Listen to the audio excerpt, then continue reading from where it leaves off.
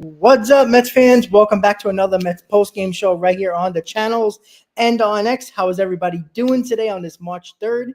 Getting closer and closer and closer to opening day, but we get to talk about a tie in spring training. Chris, how you doing, buddy? Yeah, can spring training be over already? Please, no more ties, you know what I mean? Extra innings, all that fun stuff. No, but seriously, a lot of good pitching in today's ball game, especially from the New York Mets side. Not much offense, unfortunately, for us to talk about. So it probably will be one of those times where it's a quicker post game. But appreciate everyone being here with us as always. Make sure to subscribe to the channel if you haven't done so already. And I see so many people in the chat already commenting their thoughts and opinions. Make sure to smash the thumbs up button. We appreciate you all being here again. Spring training action. It feels like it's been forever since we've done an evening post game. I kind of like the evening time post games, but I know it's kind of a hindrance to you with the whole work situation and everything. But still to the chat. Yeah, it's all good. Yeah, I'm sorry, I'm not wearing a cap. I'm at work, so you know how it goes. But that's okay because you get to see my baldness, and that's the Mets mostly. But that's all right. All right, so look, it's going to be a quick post game because the offense was, well, spring training offense. It wasn't good, right? It ended up in a tie. The Mets had a total of 2 whopping hits, and there's not much to talk about. But the big thing was 2 pitchers that we needed to see in Kodai Senga and David Peterson got their spring training debuts today. Both pitched extremely well, and we'll definitely break it down for sure. But Chris, what are your thoughts about, first off, Kodai Senga? First time seeing him pitching on a mound in, since the playoffs, which I don't think we had any expectation, but now we do have expectation. He's basically the ace of the staff. What did you see from him in his first 2 innings of spring training? Yeah, I saw a guy that was locked in. I saw a guy that was actually just absolutely healthy, which is really good to see in the early goings of spring. I know that the Mets have been extremely cautious with Kodai Senga here early in spring, and as they should, right? Whether they had multiple injuries to the rotation or not, they should have been extra cautious with him from the get-go, and I'm very thankful that they were. Because the Mets are going to need to rely on Kodai Senga by and large, especially also David Peterson, who we'll talk about here in just a second, for at least the first month and a half to 2 months. Like, they have to be the anchors of this rotation, and hopefully they're up to the task. I like to see him get out of the first inning very quickly, and that induced the second inning for him, because going into the game, I did my pregame video breaking it all down. What we were told was that the plan was Kodai Senga goes for that first inning, and then any additional work that he needs done will be on the backfield. Well, it just so turns out he posted a tremendous first inning. He looked locked in. Ghost fork was working. Other off-speed pitches were working. And he got that second inning. I like to see that, the mid-game adjustments in spring, and getting a feel for if you can leave a guy out there for a little bit longer and how comfortable he feels, right? If anything was wrong with Kodai Senga, if he posted that first inning and came back into the dugout and said, something doesn't feel right, etc., or he wasn't comfortable in going back out there, he would have said something, right? And that wouldn't have happened. So great sign to see, besides just the numbers, right? I mean, 2 strikeouts, no walks, 2 hits over 2 innings pitched is great, but like, how does he feel, right? That is the most important thing. And we can assume that it's good. So really good to see, especially on March 3rd. We're about 3.5 weeks until opening day. And if there were any doubts going into spring training about who the open day starter was going to be for the New York Mets, there's no doubts now. It's definitely going to be Kodai Senga. And again, Rob, we're going to need him in a major way. Yeah, absolutely. And I know every Met fan had to hold his breath when he had to cover first. And, he came off the mound. I'm like, oh, no, here we go. But he got through it. And, he threw like 14 pitches in the first inning, which, led him, like you said, to the second inning. And that was huge, right? He pitched just over 30 pitches. I think it was 32 pitches overall. And then he went to the backfield and worked on his mechanics and probably threw a little bit more. So he probably threw around 40 to 45 pitches. And that's a great sign, right? We need him healthy. And if there was any signs of concern, they would never pitch him the second inning. So that's a great sign there. And look, the fact of the matter is, as much as I am worried about Kodai Senga, if he stays healthy, we know he'll be a good pitcher, right? How well in 2023 Kodai Senga, we can only wish. But you know what? I don't think we need that type of Senga. I just think we need quality starts. We need him to be there every 5th, 6th, or 7th day whenever he's going to pitch. He needs to pitch well. And it's just that simple. Regardless of how many innings he might throw at this point early on in the season, we just need him to be one of the guys that go out there and give us a chance to win. And today is the first step on March 3rd. Again, like you said, 3.5 weeks until opening day. He's setting up right now. If you do the math, he's set up to actually pitch on opening day. They basically set it up from today on.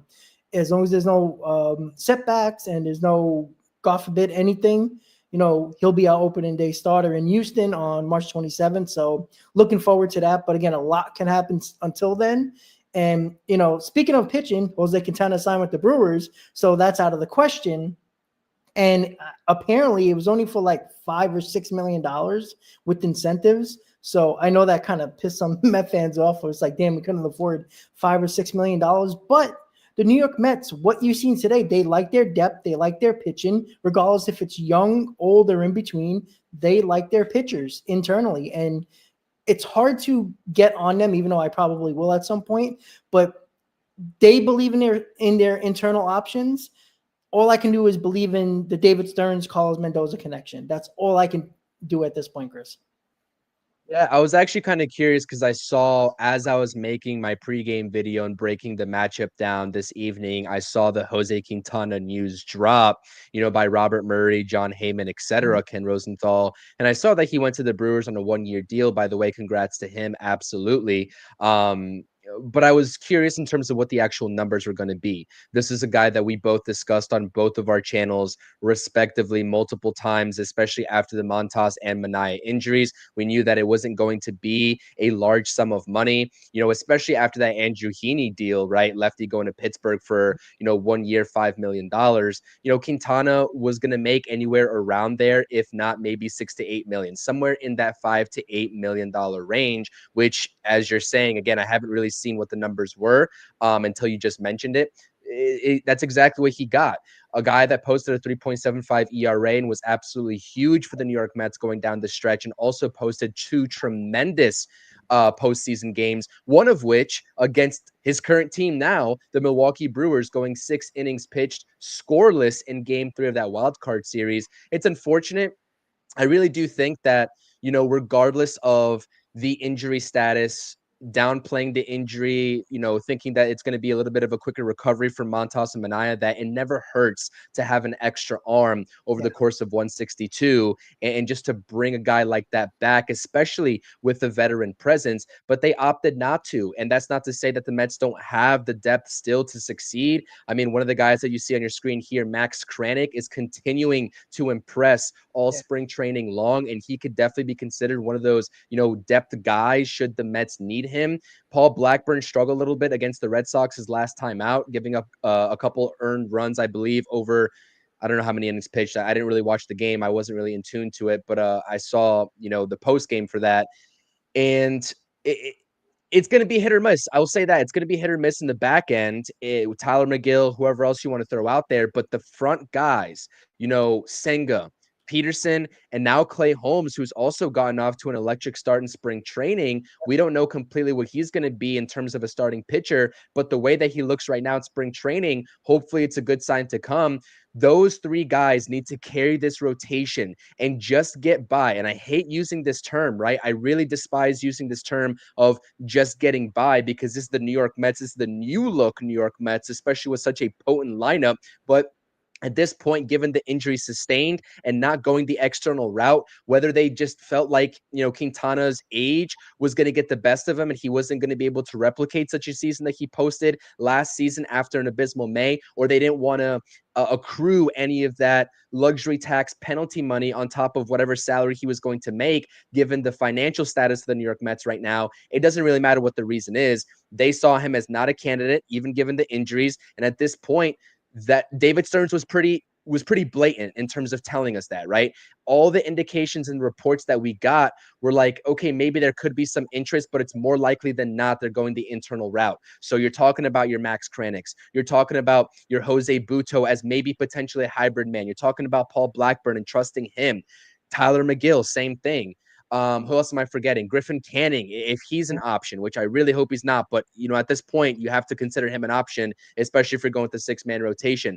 you got to trust in these guys, and you got to at least trust in them for the first month, maybe month and a half, come mid-April or mid-May, I should say, excuse me.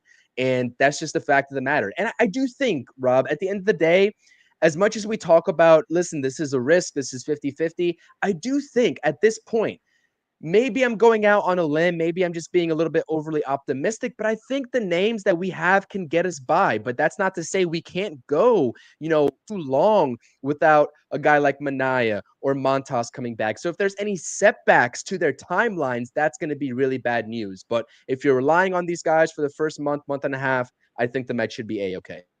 Yeah, I mean, you got to push through, and like you said, getting by is hopefully, at least at the very least, getting Manaya back as soon as possible, right? You're not going to rush him back, but you're definitely going to have to use him or get him back. But hopefully May 1st, right? That's the goal. May 1st is like the earliest probably he can come back, and that's where you want him to come back.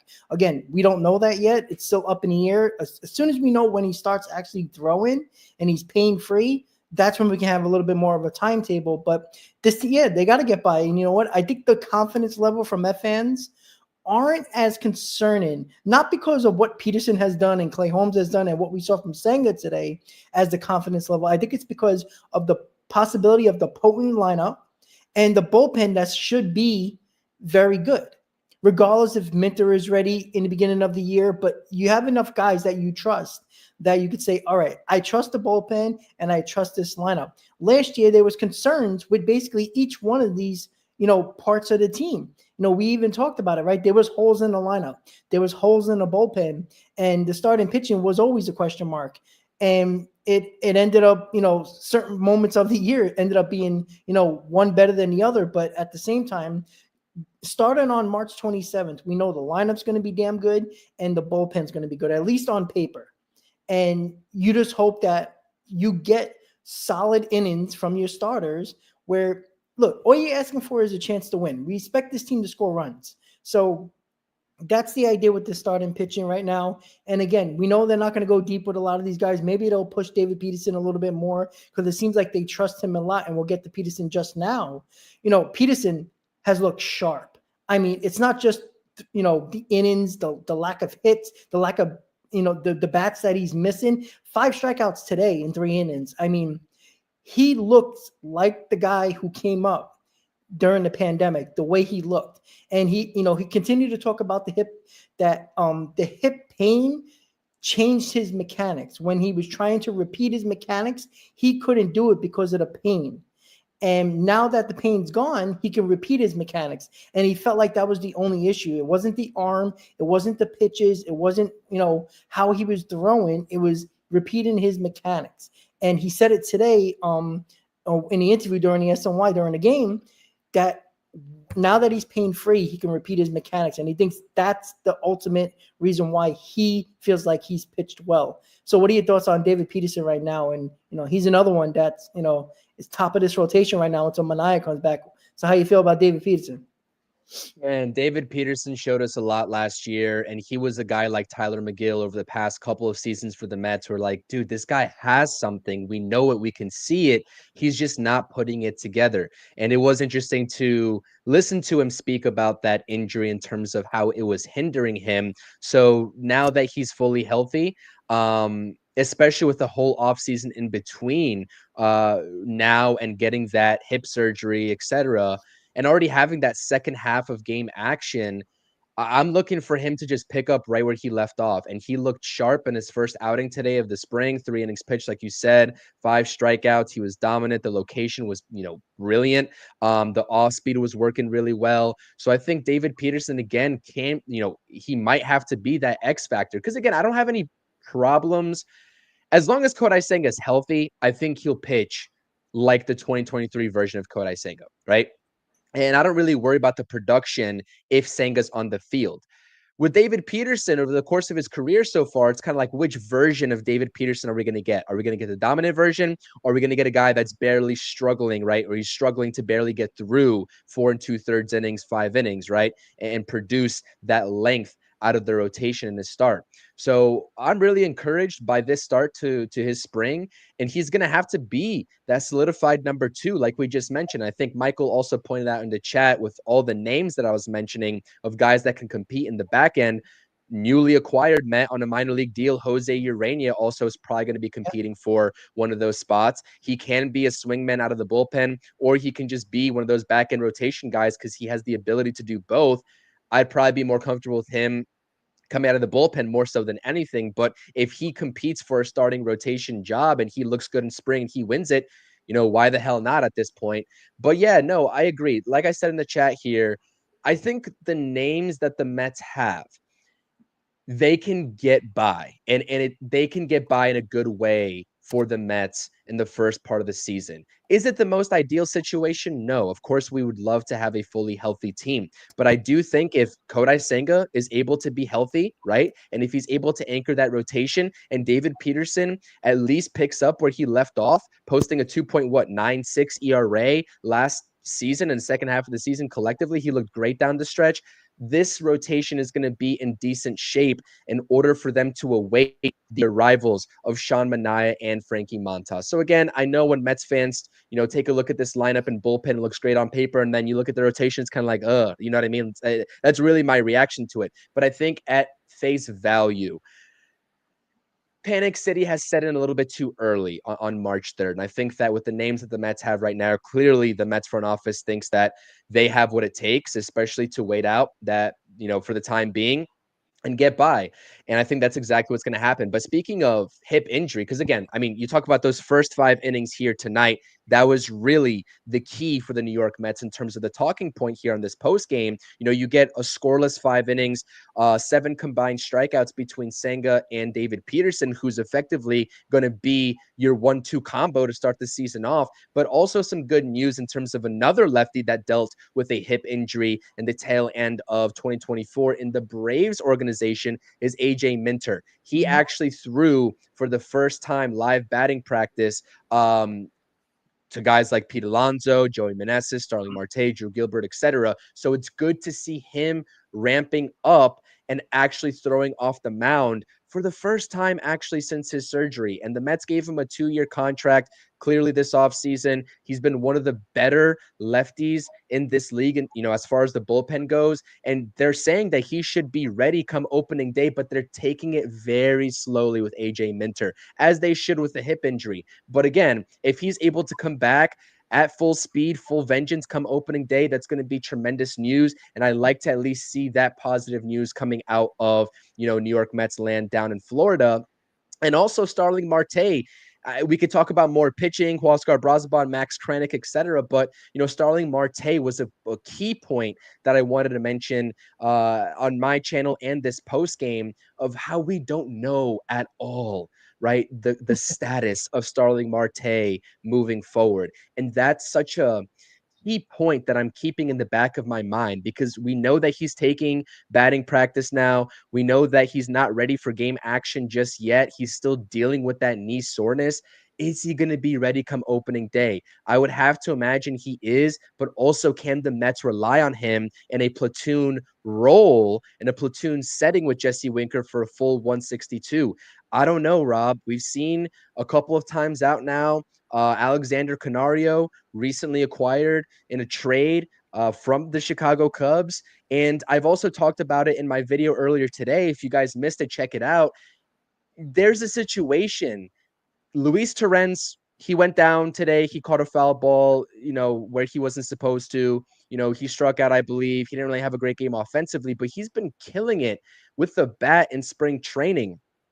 I think that if Starling Marte, if this injury continues to linger with him, you could see Mendoza opt to go with a 2-catcher lineup and potentially giving Francisco Alvarez some games at the DH spot as well, if it comes down to that, if they don't trust in a guy like Alexander Canario to make an immediate impact. So that DH spot from the right-handed side and that perspective is something that I'm going to continue to keep my eyes out on in addition to this rotation.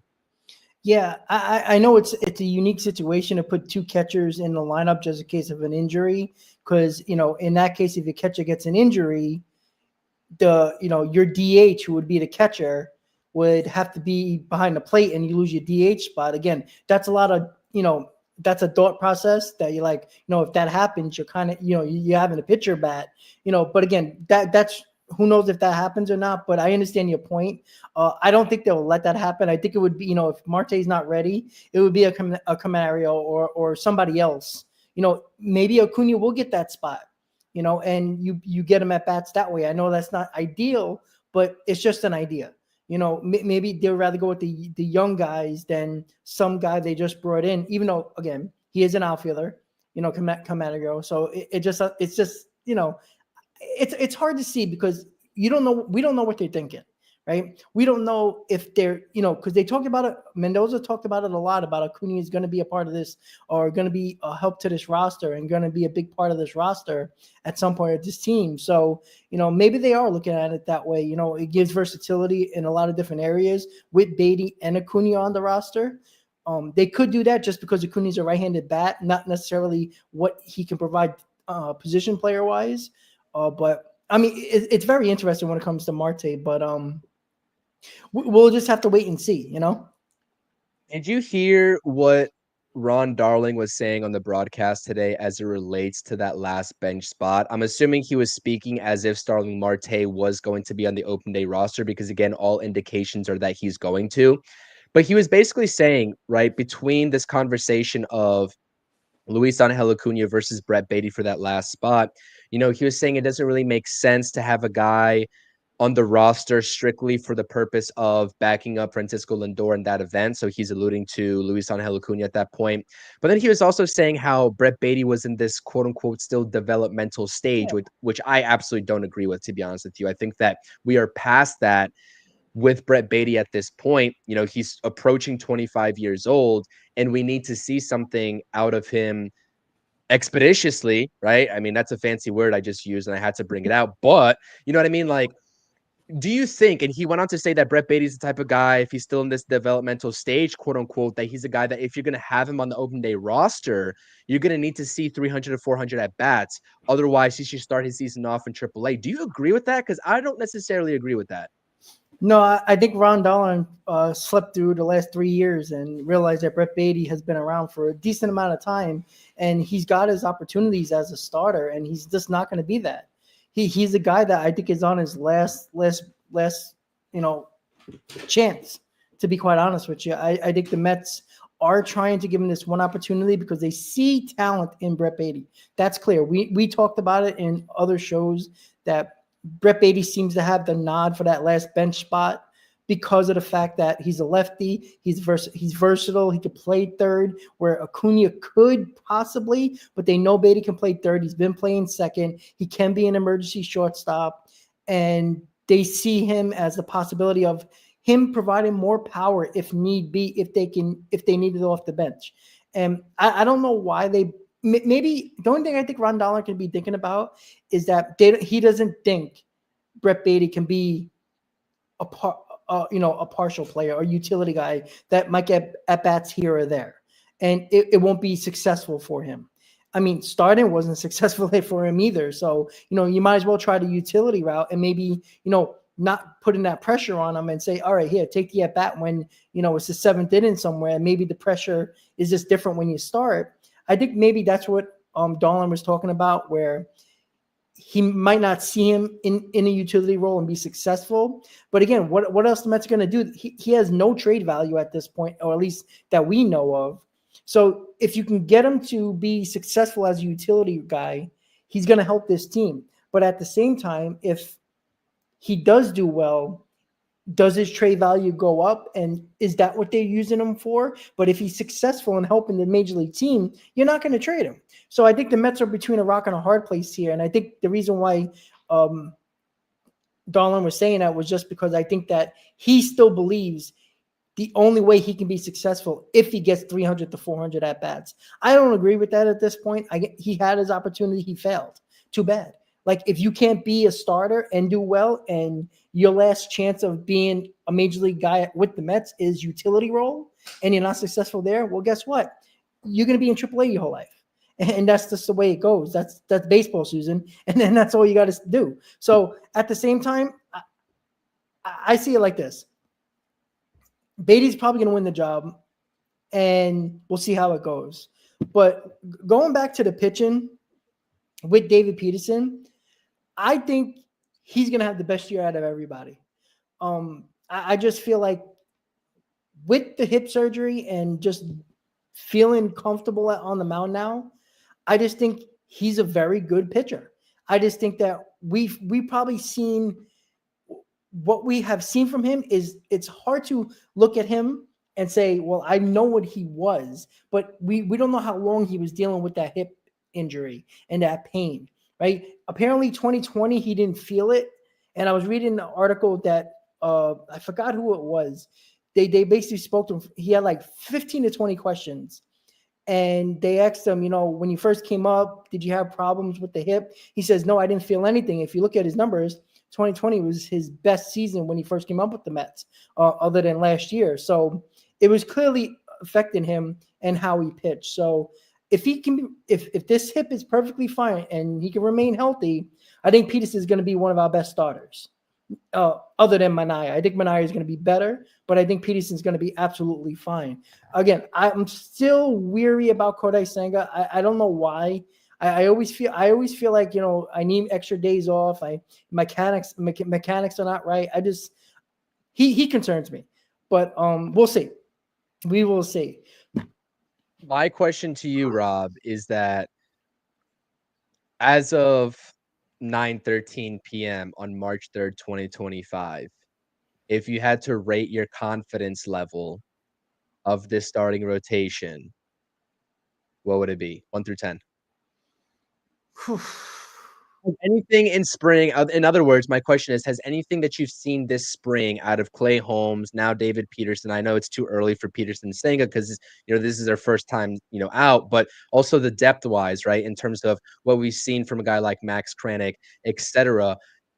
Are you sold that this first half of the season can still be salvageable? Because again, I think that we all agree that this isn't the ideal scenario for the rotation, right? Even fully healthy, we both wanted to see a true ace walk into the doors and just bump everybody down one more spot. But like at this point, what's your confidence level 1 through 10 with this rotation so we can look back on this and assess this when the second half, kicks up? Right now, with no Manaea, no Montage right now, and the way it's looking for opening day, and let's just say this is what it's going to be until we find better news with those two guys. I mean, even with all the health, I was probably at like a 6 or a 7, and that's probably high. So right now, I'm probably like a 5. I guess I can push it up the rest of spring training if I see Peterson, Senga, and Clay Holmes continue to pitch well, and when they face more major league hitters, when they go deeper in the games, because that's my biggest concern, right? Every one of these guys that we're counting on, at least for the first month, in Senga, Peterson, and Holmes, is length, right? I know that, they're not going to go crazy the first month of the season when it comes to innings, but, are they going to push them a little bit, knowing that if you don't push them a little bit, you're going to heavily use your bullpen that, you got a couple of guys coming back from injury. You got a couple of guys that, are going to be, are you going to use them a ton just to save the innings from these starters? There's a lot to go into it. So I'm going to give it a 5 right now. But again, I just feel like any one of these guys, I don't know if they can consistently do what they need to do to help us out, at least as long as they possibly can. Because I think the innings, because again, I said it the last time, with Manaea, Severino, and Quintana, they had over 500 innings pitched last year. Does anybody believe that Holmes or Senga can pitch 140 plus innings? I think David Peterson can do it, but there's no confidence level that Holmes, who's been basically a career bullpen guy that hasn't pitched more than 95 innings since his entire career, and Senga has only done it. He's never done it. Yeah, and Senga never done it once. He's only done it once, and he was hurt last year. So if you can't get those innings at least close to what you got last year from those guys, guess who's pitching those innings? It's going to be the bullpen, and the bullpen pitched a lot of innings last year. So they're just going to pitch more innings. And even with I'll tell you this. I'll Yeah, tell you this. I think Holmes throws 150 plus this year. I think he I can does. see that. I can see that because I don't think the Mets are going to have a choice. To be quite honest with you, I don't think Yeah, it's. I don't think it's a want more than it's necessity. And I sure. think that's what my always concern my concern was with this rotation. But at the same time, even if, and I want to make this clear to everybody, even if Mania comes back on May 1st, the first month they're going to take it extremely easy with them because once again, it's an oblique. Obliques are tricky. They can pop up again. He might be trying to favor that and hurt something else. That this is what happens. And if everything works out the way we hope it does with Mania and he comes back May 1st, they're going to take it slow with him. So you're going to have a rotation that's not going to go deep for the first month. You're going to take it slow with your ace and Mania. So all you're doing is continuing to heavily use your bullpen at least the first 2 months of the season. And oh, by the way, if Matas does come back in late May, early June, he's another one you're going to be taking care of because you don't just have him for 1 year. You got him for next year as well. So they're going to protect that as well. You're going to protect their interest as well. And I think the issue is going to be the innings. And when you're going to heavily use a bullpen that should be good, I don't care how good your bullpen's going to be. When you overuse them, they're eventually going to break down. You hope with a lot of the options of sending guys up and down through the minors. And they talked about a guy like Tyler Zuber who could be an option. Oscar Brazaban who might not make this team. Even Max Kranick, if he don't make this team, those are three guys that have options. That if the guy's struggling in the bullpen, and I think my cat is jumping on me. I'm sorry, guys. He got his ass in my face. Hey Shay, what's up? You good? You want to talk Mets? Okay. Bring your cat to work day for Rob. Yeah, he's chilling with me at work. Yeah, so basically, what the hell was I saying? Oh yeah, so the innings and the bullpen is just that the good thing is the bullpen has guys that have options from majors to minors, which is a good sign. But I just hope that the guys that you bring up, that you're gonna have to option down and put guys in the major league roster is gonna continue to perform well because the reason why the reason why I can be okay with this team is because the bullpen is supposed to be good. If you bring lesser guys in here just because they have options, because too many guys throwing a lot of innings, that will start to concern me. I mean, but the thing is that that's what the Mets did also last year too. And I also see that playing out the way exactly that you're describing it, whether we agree with it or whether we don't. I really do think that at least, one spot in the bullpen, if not two, depending on what happens with the starting rotation, that's going to be a hybrid spot for guys to come up and down and up and down. And we're going to see a guy like Max Kranick. We're going to see a guy like Oscar Brazaban. We're going to see plenty of names that are utilized with that last bullpen spot as sort of that hybrid roster spot. And, I don't, I like it. I don't like it at the same time because again, 162 game season is a hell of a lot of games. And we've seen over the past couple of seasons, especially last year, a successful year, I might add, how much roster turnover the team had starting out when things weren't so great versus what they ended with. I'm gonna predict, I should say, that we see the same thing happen with the 2025 Mets. And honestly, do you think, and this is probably a question that we're going to revisit later, even if the Mets did get that ace, right? If the Mets got that ace, how much problems do you think would have been solved? I go back to the innings. I think that's a huge deal because put it this way. Let's say that you talk about you think Clay Holmes is going to throw 150 innings. I think he could, right? I think because of necessity. I think you will. Right? Yeah. Kodai Senga and David Peterson, I'm not sure. Along with Mania, along with Montaz, especially when they're going to take their time coming back, even not pitching a ton of innings when they first come back. If you got a guy like Burns or Max Fried, guys that can throw their innings, that's 170 to 175, maybe even 180 innings. That's 30, 40, maybe even 50 innings more than you're probably going to get from Mania and probably going to get from Montaz. That's a lot of innings your bullpen has to pitch And I think that's why the concern level is there, because again, there's no guarantee that anybody in this rotation can pitch 150 innings and be okay. Like that's the issue. Like none of these guys, David Peterson, I think pitched 121 innings last year. Senga didn't pitch 7 innings last year. Um, Yeah. and Clay Holmes obviously not over 90 innings, and he had rest in between bullpen outings. It's a whole craziness. The fact of the matter is, I'm not concerned if they can throw him out there for 150 innings because of necessity. They might have to throw all three of these guys 150 innings just because of necessity, because they don't have guys to fill innings. The concern I'm going to have is when it gets to August and September and you get into the dog days of summer, you're getting into the, trying to, make the run for the playoffs, when you're going to have to push these guys. Can they stay out there on the mound and be healthy? Number one. Number two, can they be successful? Because they could throw 165 innings, but if every one of these guys has a 4+ ERA, what are we getting out of these guys? Because, they're breaking down because they haven't thrown that many innings. We saw it last year hurt them.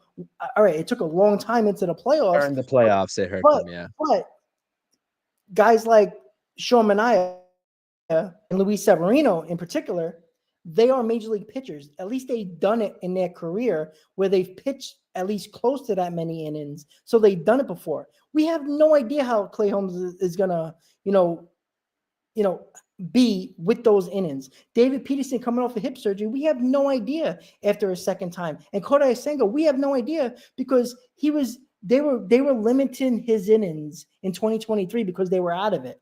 When they need to push him and they might need to throw him on a 5th day instead of a 6th day, can he do that and be successful? It's not just about health. And I think that's the biggest concern is the innings. So I think it's huge when you can get an ace and that's why when I talk about ace, I'm not talking about a guy who has a 3 ERA that can, throw 100 pitches in every game. I'm talking about a guy that when you need length, you're probably going to get it from that type of pitcher. There is no guarantee that any of these guys are going to give you length. And that's concerning to me the most.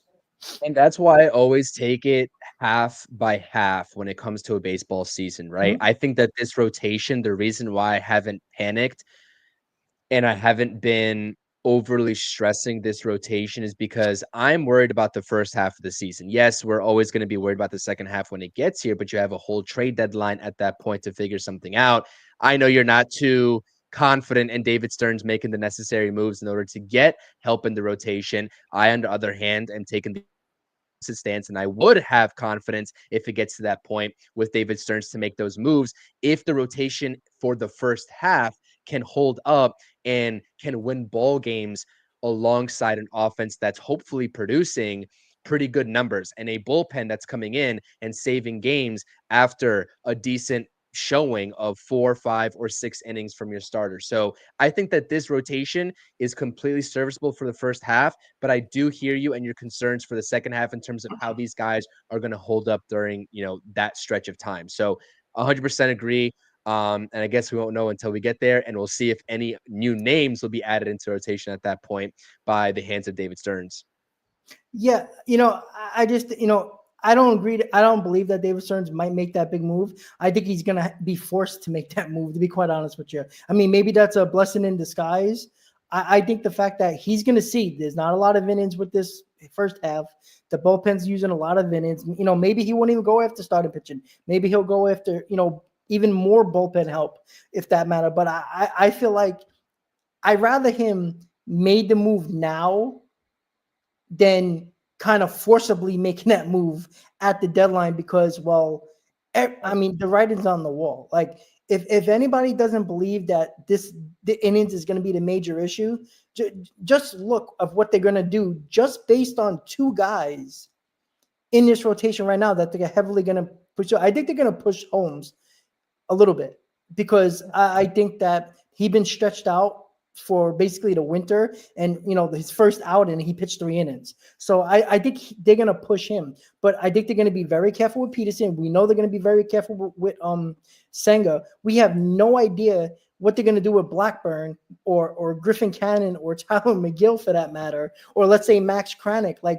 you have to be very concerned about the innings, and I don't want David Stearns to be forced to make a move at the deadline because him putting together this rotation was his baby. I know the injuries are the injuries, but even with Sean Manaea and Frankie Montas, I was still concerned about the innings as well because I don't think Manaea is an ace. And I don't think he can pitch 170 plus innings without any concerns of health. And well, and my cat's going to destroy everything. I'm sorry, my camera just went nuts for a second. Whew, sorry about that. He just started when he's bored. So I think that's the major issue. And again, who knows? Because again, we can't predict the future, but it's my biggest concern. And that was the biggest reason why I want the ace. So again, we don't have it. Can we get it? Who knows? Hopefully the pitchers that he might be eyeing at the deadline, those teams are actually out of it, and you don't have to worry about them being in it, and then they're not on the market, because that makes it just that much harder to get a starting pitcher. Because again, how many teams were in it last year that we had no idea that they were going to trade anybody or not? And I think that's the biggest issue.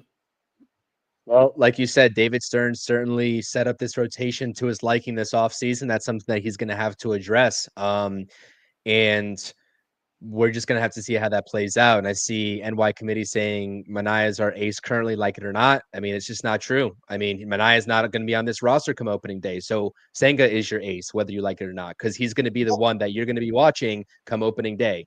When Manaea comes back, we can have a different discussion. Yep. But I do think at a certain point, if we're talking about David Peterson making this leap, maybe into something better than what he was last season, which is kind of hard to envision.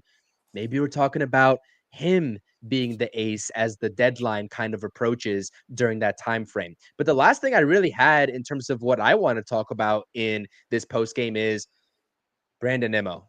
I know that it's not a major concern right now, but apparently he's dealing with some right knee soreness. Probably could potentially see him in the lineup tomorrow. They're saying that that's still a possibility.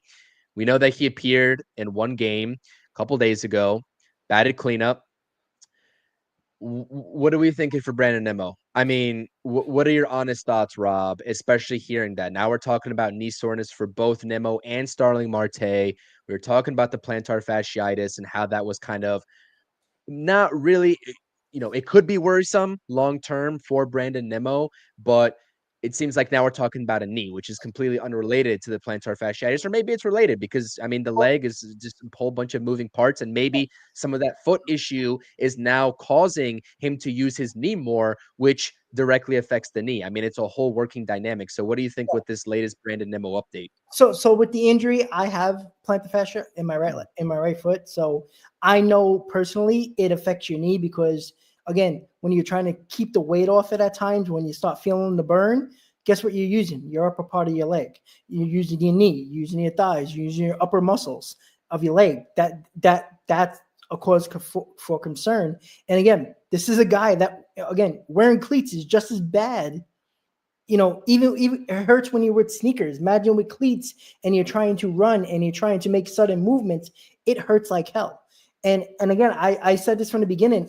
I'm extremely concerned about Brandon Nimmo. It's the reason why I would DH his ass as much as possible. That's why, at the time, Jesse Winker move, I really do like. But I think because of the Jesse Winker signing, I think it's hard to put Brandon Nimmo at the DH spot often because, I mean, I guess you could put Winker in left field and it ain't the worst thing in the world. I think you're going to see that. And I told you that earlier when we talked about, doing our roster preview, doing all of our hot stove shows, talking about, how this lineup might look. I have no problem. You might hurt your defense a little bit in left and right field or along with Juan Soto. But if you're trying to keep Nimmo's bat in the lineup, you got to keep him healthy. And the way to do that is to keep him off the field as much as possible.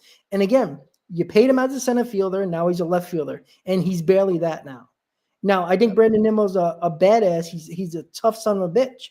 But if he's going to hit like last year because of the injuries, and it's already a concern when he had a whole 3.5 months off for the winter, and this is starting to act up, it's already concerning. And they're already taking it slow with him, and he hurt, and his knee is acting up. Like, what the hell? And this is the issue that I continue to have, Chris, is that, Nimmo needs a DH. On opening day, DH him.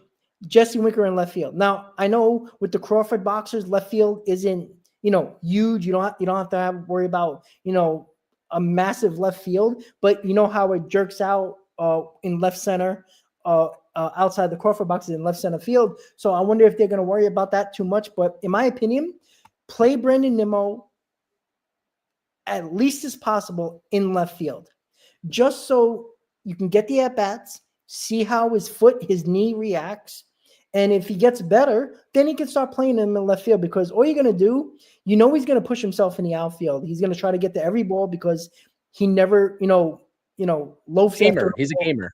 Exactly. So you don't want him to injure himself by going balls to the wall to catch a ball. I mean, you want him to do that, but, if he tries to, speed up and have his burst of speed to try to catch a ball and he hurts himself, well, now he's out of the lineup and out of the off the roster because of injury, and now you're going to have Jesse Winker in left field, or somebody else, maybe a Ryan Clifford or a Drew Gilbert in left field, which might not be the worst thing in the world, but you'd rather have Brandon Nimmo in the lineup. So that's my biggest concern with Brandon Nimmo. No, and I agree with you. I made the video too, talking about Brandon Nimmo's outlook and the injury over the long haul, maybe not even just 2025, but the rest of his contract, in its entirety, and how dealing with this right now so early with so many years left on that contract is not the best situation for the New York Mets at all, because it handcuffs them a lot, not only in 2025, but also beyond, because Jesse Winker is going to be a free agent after, this year. He's not going to be back. And then at that point, you honestly might be staring at Nimmo being more so of a full-time DH, right in the face at that point. And that hinders a lot of roster moves, but also frees up that outfield spot for a prospect. So it's 50-50 at least. You know what? I was just thinking this, and I was thinking about this the other day with Brandon Nimmo about basically a lifelong DH at this point because of the injuries. I would not be shocked if the Mets go after Kyle Tucker more than Vladimir Guerrero Jr. just to have an outfield in the corners that are, that can be there for the next 6 to 7, 8 years. That's in their prime. And hopefully Drew Gilbert will be your center fielder of the future. But I wouldn't be shocked because, again, Kyle Tucker is not going to cost you probably $500+ million like Vladimir Guerrero will. You probably get maybe in the 250, 275 range for Kyle Tucker, maybe 300. What do you think about this though? And I don't want to this is like fast forwarding, because I do agree with you. If the Mets are willing to dish out that kind of money again, even after the Soto contract, etc., which I think that Steve Cohen, if it's necessary, will reach into his bag to do, even given his recent comments about wanting to scale back some of that payroll, right? If they let Pete Alonso walk, if he does inevitably walk, that's money you can allocate out to a bigger bat. I do think Kyle Tucker would make all the sense in the world, 100%. He could play first too if Nimmo's healthy. I wanted to ask you though, because the markets, just looking at the markets for big bat outfielders versus first baseman and Vlad Guerrero, do you think Vlad Guerrero's position at first base is going to hinder him reaching $400-500 million, and Kyle Tucker playing outfield that might help him bring in more money than we all think initially? I think it depends on the team's need, to be quite honest with you. I think if there's multiple teams that has the need of a right fielder or a left fielder or a corner outfielder in Kyle Tucker, then you're going to probably pursue him more harder and more, aggressive with your contract offers than you would have Vladimir Guerrero Jr. if you have a potentially prospect in your farm system that you think in a year or so or now can be the first baseman of the future. You're not going to give $450, $500 million to Vladimir Guerrero Jr. when you have that potential. I kind of think that it really depends. What are the Mets value? Because as of right now, does anybody think that Brandon Nimmo is going to be playing outfield even, let alone this year, but next year? I don't know. I guess you have to really look at it because Ryan Clifford is a guy who can play first base. He's a guy that, if you notice, he jumped up very high in his farm system, new updated prospect list. Drew Gilbert's out of the top 10, right? Yeah. That's not concerning. That's actually good for the Mets because their farm system's getting deeper. But Ryan Clifford took a huge step. And again, Drew Gilbert probably got hurt by his injury last year and didn't play a lot, so he got bounced a lot. But Ryan Clifford surpassed Drew Gilbert. Now, he is considered a better prospect. Again, that's just, Is numbers he number here. 3? Is he number 3? I think 3 or 4. Oh, wow. But he was Okay. like 8 or 9, like I think, or 10, depending on which Yeah. list you were looking at. And Drew Gilbert was in the top 3. So again, it's a massive jump for a guy like that because of the fact that I think they love his swing. He has tremendous power. He's versatile. Another huge thing. He could play first base. He could play all 3 outfield positions. He's not considered a center fielder, but he can play center. But he's a corner outfielder, first baseman. This is huge when you're looking at the fact that what is Brandon Nimmo going to be? If Brandon Nimmo has another injury-plagued season and the Mets, the only way they can keep him healthy is to DH him, you're going to need another corner outfielder. Now, can you put Ryan Clifford there, knowing you got Juan Soto in right field for the next 37 years? You could think of that. You can probably think of that. But again, I'd rather use Ryan Clifford as a first baseman, a cheap first baseman at that matter, and go after Kyle Tucker, who's probably going to cost less than Vladimir Guerrero Jr., but his game probably suits the Mets a lot better, only because of the fact that I think they have enough power in this lineup. I think what they need is a guy like Kyle Tucker, right? He also still provides you power at that point too. Correct, right? But you're not concerned about the power. He can give it to you, but I think what he provides Gold Glove defense, which is clearly needed in this outfield at this point. And also, he's like a 275 hitter, so that's pretty damn good, right? You're getting Nimmo with the power and a better defender, in my opinion. So that's a lot of lefties in the lineup too. It is. You're talking about Clifford and Tucker. But again, when you got Vientos, when you got, it is a lot. Yeah, it really is a lot. So I guess that's Nimmo, Soto, Clifford, Tucker. That's 4 lefties off the bat right there. And then Lindor, who's a switch. That's 5 right there. Ooh, I like McNeil, if he sticks around, that's 6 right there. So you know what I mean? The Mets will never do that because of analytics, but yeah, that's probably why they're probably going to go with Vladimir Guerrero more or keep around Pete Alonso. But again, it's just a thought process because it's a huge concern from Brandon Nimmo. I mean, he played one game, and he's been off for 3 months. So, he wasn't playing baseball because he was resting and taking care of that. He was in a boot. So all eyes should be on this situation with Brandon Nimmo. All eyes should be on that. I agree. I think that's actually a bigger concern right now than the rotation, because I think the rotation is what it is, and you can't change it based on players available internally unless you go on the outside. I think internally the Mets could actually benefit from Nimmo DH and Winker in left field, only because it can provide probably a better opportunity for a guy like Winker who gets more at bats. I think he can give you some power, and I think him in the game just annoys the other team because he's just an asshole. And I think it really does, irk the other team. I'm not saying it's always going to happen that his attitude is going to, piss off the other team and they get off their game, but what Winker has done. He brings that emotion, and I think starting probably gives him that little bit of motivation to, get into the game more, because it's hard to get into the game as a DH. We all know that. We've seen it. Players talk about it all the time. Pete Alonso, who has great numbers as a DH, hates it because he feels like he's not in the game. So it's not the worst thing in the world. Your defense is going to probably lack a little bit in left field, but that's why you got Jose Siri. That's why you got Tyrone Taylor to guard those gaps, because of the fact that you need great center fielders. You need Gold Glove center fielders, which both of those guys, I'm not sure if any of them have a Gold Glove, but they both deserve it. And they're good enough to take care the lack of defensive capabilities gap to gap for Juan Soto and whoever might be the left fielder in Nimmo or Jesse Winker. Yeah, I mean, it's a very large sample size discrepancy here, but as you're talking about Jesse Winker starting, I went to look at his 2024 splits as a starter versus as a substitute. 258 as a starter versus 174 in the batting average category. OPS was higher as well. So, I mean, again, I mean, you're talking about sample size here, at bats. I don't know. Something to monitor. I agree with where you're going with that. It's kind of hard to quantify.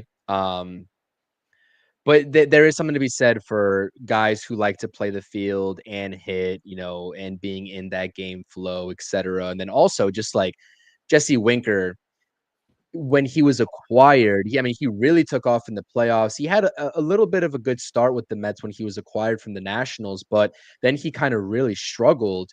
It's Yeah. really hard. This is why I don't like the platoon DH, because Yep. I don't like, to give these guys variable at bats, and it messes up some hitters' rhythms. And I think that Jesse Winker, that's what happened to him when he came over at the deadline before he finally started to get more consistent at bats. And JD Martinez was just proving himself not to be useful at some points. I don't know. That's why I never liked the platoon DH, but we'll see. We'll see what the status is on Starling Marte. I'm sure they'll start off in a platoon, but if Jesse Winker, I didn't look at his righty versus lefty splits, but I would not be mad at any point if he just takes over that role for the time being, because and I know that you agree with me, right? The whole Yep. platoon stuff, it never made I sense to hated me. it. I It's hated not, it ever since they tried it with Vogelback and Ruff. And I know that's not the greatest comparisons to Winker Marte because those guys are better hitters than Ruff and Vogelback. But it's a problem because to wrap it up really quick, to when Vogelback was red hot in a series, and then because lefties were pitching 4 games straight in the following series, Vogelback did not see an at bat until late in the game, and I think he had 3 at bats in that series when he was red hot for a cold rough. It's silly to me, but the difference is Winker and Marte are professional hitters. They know their roles. But again, it could affect them not getting enough at bats. Marte is used to being a starter. Winker was a starter prior to him coming to the Mets, where he got limited at bats in the beginning because of JD Martinez. It's a problem. I don't like the platoon role, but something in their analytical department is telling them it works. I don't believe it does. I think if you get a good hitter, they should be able to do what they need to do, righty or lefty on the mound. But we'll see how they deal with it. Because I think Winker's lefty stats isn't great, but unless he's batting like 110 against lefties, I play him, to be quite honest with you. Because I don't think Marte is going to be as good not playing every day and getting the at bats. I think Winker could be a better with the bat, just getting them as more at bats, and it'll probably provide a little bit more power than Marte can provide. So just to finish it up here, the 2 other pitchers that I wanted to talk about that could be a possibility on this roster, if not opening day, definitely over the first month or 2 of the season, Kranick and Zuber. Ron Darling brought it up that Tyler Zuber is the guy that he's going to be the first call out of AAA if the Mets need a spot starter or a bullpen arm. And Zuber has been looking good. That's a good sign. And we'll see what he's going to be. I mean, I don't know, but again, he could be another. Again, the options when it comes to bullpen is good. They have a ton of them, especially in the minors. But going with Max Kranick, who still has a possibility of making this roster as a starter, he's looked damn good. And oh, by the way, he's a Met fan, so I know that excites some people, but he's looked really good so far. He's got really good stuff, and we did like him when the Mets picked him up. I think it was last year, if I'm not mistaken. We talked about him possibly being on this roster in the bullpen to start the season in 2024. And then he went down with an injury. It was just all timing of it, and he was definitely on track to make a really good attempt at being on the starting roster, the open day roster last year. I think it was a hamstring injury that he came down with in spring. So hopefully he stays healthy, because you know what? He has looked dominant. I mean, he's got 4 or 5 innings under his belt so far this spring, scoreless innings, including today, 1 and a third. I think he did that with 3 strikeouts and about 15, 16 pitches today. So he looked really good. Fastball has a lot of life on it. And yeah, Max Kranick's a guy that was a low-key pickup at the time when the Mets got him and acquired him. I think it's from the Pirates organization, no? If I'm not Yes. Yes. mistaken. I think it's from the Pirates organization. And with the way that the back end of the rotation looks right now, Max Kranick has to be licking his chops, to be honest with you. He's going to Yeah. be like, that spot is wide open for me. And You can go either way because that variability and that versatility between the rotation and the bullpen is something that he can definitely serve in, especially if we're talking about, when the Mets, if and when the Mets go to the 6-man rotation and having that last, bullpen spot up for grabs, but let alone the 5-man rotation, because then you'll have 2 bullpen spots up for grabs. So I don't really worry about those roster spots. And like I said earlier this stream, those are the roster spots that will see a high level of turnover from beginning to end of the season. And we're definitely going to see some of these names, at least the last 3 of these names in Brazaban, Kranick, and Zuber occupying, some of these spots over the course of 162, whether it's come opening day or whether they're needed mid-season, late season, etc. It's good that these guys have options and that they are the depth at this point for the New York Mets. So I'm impressed by what they've been doing, specifically Max Kranick in this scenario.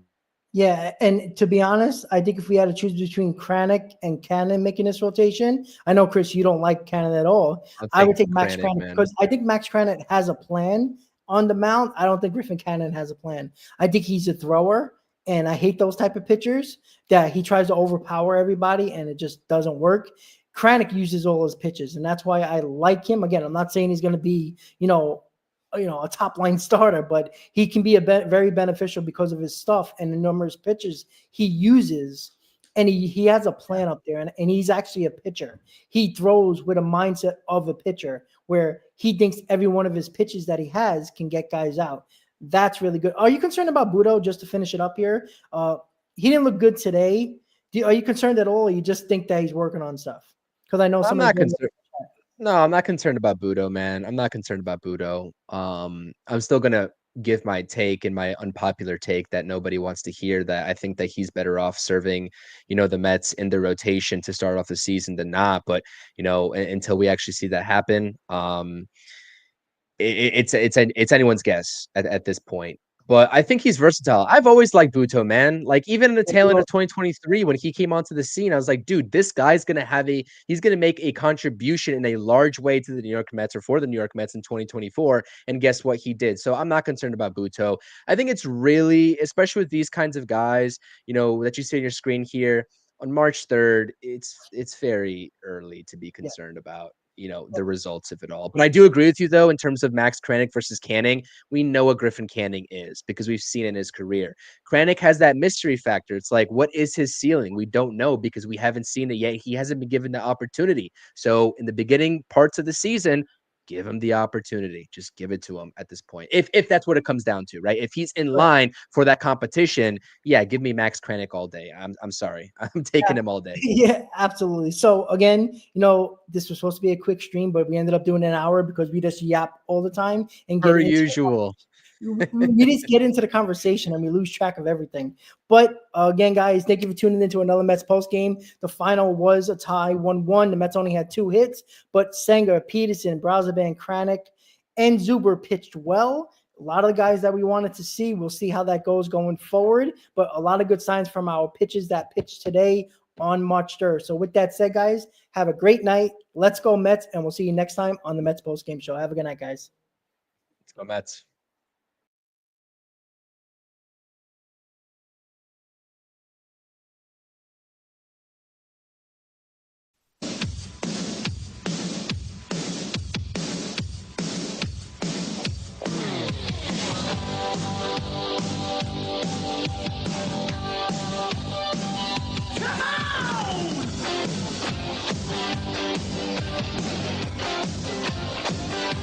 Let's